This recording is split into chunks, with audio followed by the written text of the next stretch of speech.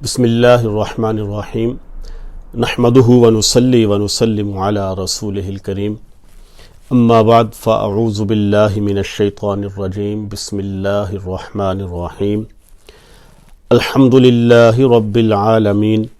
الرحمن الرحیم مالک یوم الدین صدق اللہ مولانا العظیم وبلغنا رسولہ النبی الکریم الامین فقال اللہ تبارک و تعالی فی شان حبیبہ صلی اللہ تعالی علیہ وسلم ان اللہ وملائکتہ یصلون علی النبی یا ایہا الذین آمنوا صلوا علیہ وسلموا تسلیما الصلاة والسلام علیک یا سیدی یا رسول اللہ وعلی آلک واصحابک یا سیدی یا حبیب اللہ الصلاة والسلام علیک یا سیدی یا رحمت للعالمین وعلی آلک واصحابک یا سیدی یا خاتم النبیین۔ اللہ رب العالمین احکم الحاکمین کی حمد اور ثنا اور حضور پر نور شافی یوم النشور سرور کائنات مفخر موجودات زینت بزم کائنات جان کائنات بلکہ جان جہان کائنات تاجدار مدینہ سرور قلب و سینہ حضور علیہ الصلاۃ والسلام کی بارگاہ بے کس پناہ میں درود و سلام کا نذرانہ عرض کرنے کے بعد میرے انتہائی واجب الاحترام جملہ معزز و محتشم سامعین کرام السلام علیکم ورحمۃ اللہ وبرکاتہ۔ سامعین ذوال احتشام، میں نے آپ کے سامنے قرآن مجید برہان رشید کی سورہ فاتحہ کی پہلی چند آیات کا تلاوت کرنے اور آپ نے انہیں سماعت فرمانے کا ثواب حاصل کیا۔ آج ہم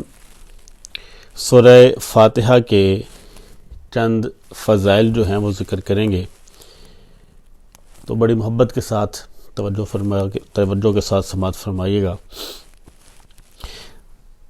امام بخاری نے اس روایت کو اپنی صحیح بخاری میں ذکر فرمایا ہے۔ اس کے راوی حضرت ابو سعید بن معلی رضی اللہ تعالیٰ عنہ ہیں۔ وہ بیان کرتے ہیں کہ میں نماز پڑھ رہا تھا اور دوران نماز ہی میرے نماز پڑھنے کے درمیان میں ہی نبی رحمت صلی اللہ تعالی علیہ وسلم نے مجھے بلایا، لیکن میں حاضر نہ ہو پایا چونکہ میں نماز میں تھا۔ جب نماز مکمل کر کے میں نبی رحمت صلی اللہ تعالی علیہ وسلم کی بارگاہ اقدس میں حاضر ہوا تو عرض کیا کہ یا رسول اللہ صلی اللہ تعالی علیہ وسلم، آپ نے مجھے بلایا تھا۔ تو آپ علیہ السلام نے ارشاد فرمایا کہ میں نے تمہیں بلایا تھا جس وقت، تم اس وقت کیوں نہیں آئے؟ تو عرض کرنے لگے کہ یا رسول اللہ صلی اللہ تعالی علیہ وسلم، میں نماز میں تھا۔ تو کریم آقا علیہ السلام نے ارشاد فرمایا کہ کیا تم نے اللہ رب العالمین کا یہ فرمان نہیں سنا؟ کیا استجیبوا للہ وللرسول اذا دعاکم، کہ جب تمہیں اللہ اور اس کا رسول صلی اللہ تعالی علیہ وسلم بلائیں تو فوراً سے پیشتر حاضر ہو جاؤ۔ تو آپ علیہ السلام نے ساتھ یہ فرمایا کہ سنو،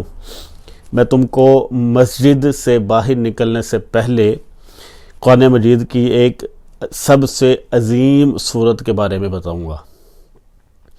تو راوی ذکر کرتے ہیں ابو سعید بن معلی رضی اللہ تعالیٰ عنہ فرماتے ہیں کہ جب ہم نے باہر نکلنے کا ارادہ کیا تو میں نے کریم آقا علیہ السلام کی بارگاہ میں عرض کیا کہ یا رسول اللہ صلی اللہ تعالی علیہ وسلم، آپ نے تو مجھے فرمایا تھا کہ مسجد سے باہر نکلنے سے پہلے میں تمہیں قرآن پاک کی سب سے عظیم سورت کے بارے میں بتاؤں گا۔ تو آپ علیہ السلام نے ابو سعید بن معلی رضی اللہ تعالیٰ عنہ کا ہاتھ پکڑا اور ان کو فرمایا کہ قرآن پاک کی سب سے عظیم سورت الحمدللہ رب العالمین یعنی سورہ فاتحہ یہ سبع مثانی ہے، اور وہ قرآن عظیم ہے جو مجھے عطا کیا گیا ہے۔ یعنی یہ جو سبع مثانی سے مراد ہے وہ 7 آیات جو دہرائی جاتی ہیں، اس سے مراد سورہ فاتحہ ہے۔ تو اس حدیث پاک سے ہمیں ایک تو یہ پتہ چلا کہ سورہ فاتحہ جو ہے وہ سب سے عظیم ترین سورت ہے، عظمتوں والی صورت ہے۔ اور دوسرا ہمیں اس حدیث پاک سے یہ بھی معلوم ہوتا ہے کہ جب کریم آقا علیہ السلام اپنے کسی امتی کو بلاتے ہیں تو ہم نماز میں بھی ہوں، نماز کو توڑ کر کریم آقا علیہ السلام کے بارگاہ میں حاضر ہو جائیں گے، اور نماز جہاں سے توڑی ہے پھر دوبارہ وہیں سے آ کر جو ہے وہ شروع کر دی جائے گی، یعنی کہ نماز ٹوٹے گی ہی نہیں۔ جب کریم آقا علیہ السلام بلا لیں تو حاضر ہوا جائے، جہاں سے نماز چھوڑی ہے وہیں سے جا کے پھر دوبارہ سے شروع کر لی جائے گی۔ تو اس حدیث پاک سے ہمیں یہ بھی پتہ چلتا ہے۔ ایسے ہی اس صورت کے حوالے سے، اس صورت کی فضیلت کے حوالے سے ایک اور روایت ہے، یہ بھی بخاری شریف میں ہی موجود ہے۔ اس کے راوی حضرت ابو سعید خدری رضی اللہ تعالیٰ عنہ ہیں۔ وہ فرماتے ہیں کہ ہم ایک سفر میں تھے، ہم نے ایک جگہ قیام کیا، پڑاؤ ڈالا، تو ایک خاتون آئی، آ کر کہنے لگی کہ ہمارے قبیلہ کے سردار کو کسی بچھو نے یا سانپ نے ڈس لیا ہے، تو کیا تم میں سے کوئی ایسا شخص ہے جو ان کو دم کر دے یا ان کے لیے کوئی ایسا سامان جو ہے مہیا کر دے کہ ان کو جو ہے وہ سکون مل سکے؟ تو ابو سعید خدری رضی اللہ تعالیٰ عنہ بیان فرماتے ہیں کہ ہم میں سے ایک شخص اٹھا، وہ گیا اور اس شخص نے اس پر دم کیا، اور دم کرنے کی وجہ سے وہ بادشاہ جو ہے، وہ قبیلے کا جو سردار ہے، وہ تندرست ہو گیا، صحت یاب ہو گیا۔ تو اس سردار نے اس خوشی میں کہ میں شفا یاب ہو گیا، مجھے صحت یابی جو ہے وہ میسر آئی، اس نے اس خوشی میں 30 بکریاں جو ہیں اس شخص کو کہ جس نے سورہ فاتحہ پڑھ کر دم کی تھی ان کو دے دی۔ اب جب وہ وہیں پر موجود تھے تو وہ جب مدینہ شریف واپس پہنچے تو اس چیز کا ذکر کریم آقا علیہ السلام سے کیا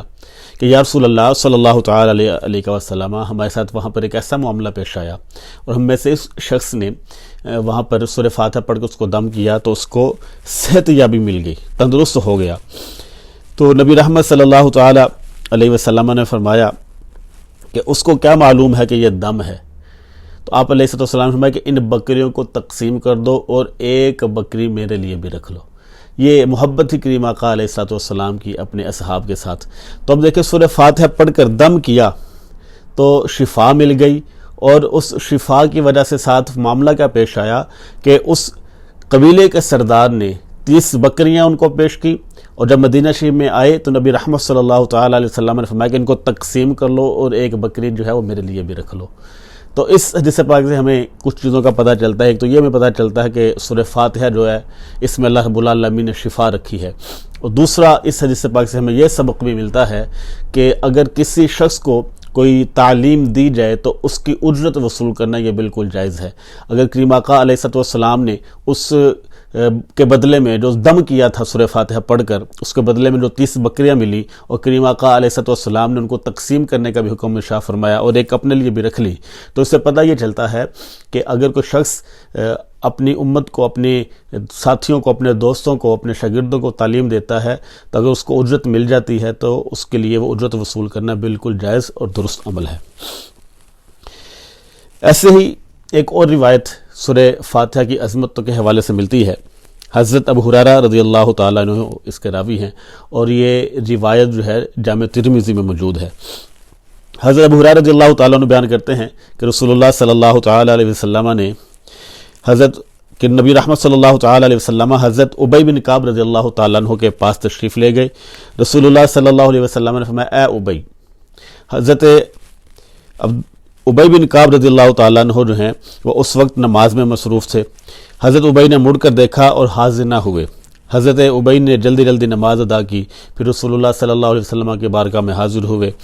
عرض کیا کہ السلام علیکہ یا رسول اللہ، تو آپ علیہ السلام نے ارشاد فرمایا وعلیک، تو آپ علیہ السلام نے فرمایا اے ابی، جب میں نے تم کو بلایا تھا تو تم کو کس چیز نے آنے سے روکا، تم اس وقت کیوں نہیں آئے؟ تو عرض گزار ہوئے کہ یا رسول اللہ صلی اللہ علیہ وسلم میں نماز میں تھا۔ تو آپ علیہ السلام نے فرمایا کہ کیا تم نے اللہ تبارک و تعالیٰ کا یہ فرمان نہیں سنا کہ یا ایھا الذین آمنوا استجیبوا للہ وللرسول اذا دعاکم لما یحییکم، کہ جب اللہ اس کا رسول تمہیں ایمان والوں بلائیں تو تم ان کی طرف چلے جاؤ، جب وہ بلائیں تو فوراً حاضر ہو جاؤ، لما یحییکم، جو تمہیں زندہ کر دے گی، یعنی کہ اس چیز کی طرف کہ جو تمہیں زندہ کر دے گی، یعنی کریم آقا علیہ السلام کے پاس حاضر ہو جاؤ جب اللہ اس کا رسول بلائیں۔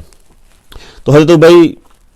رضی اللہ تعالیٰ عنہ نے کہا کہ کیوں نہیں، اور میں انشاءاللہ دوبارہ ایسا نہیں کروں گا۔ تو آپ نے فرمایا کیا تم یہ پسند کرتے ہو کہ میں تمہیں ایسی صورت کی تعلیم دوں